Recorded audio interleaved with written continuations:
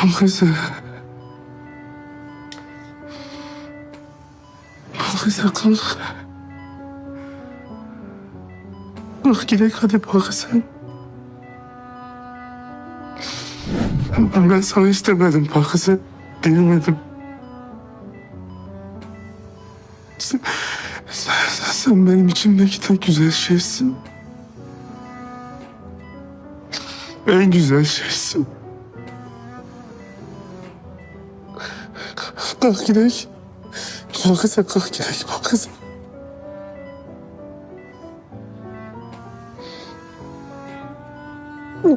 Bak daha söyleyecek sözüm var ha.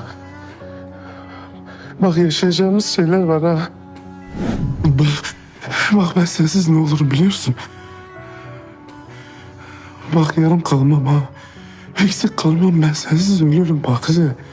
Hiç olurum bak kızı kalk. Kalk kurban olayım kalk. Bak bensem sebep bensem ben öleyim. Vallahi ben öleyim sen kalk. Sen kalk ben öleyim bak kızı. Bak kızı bak kızı.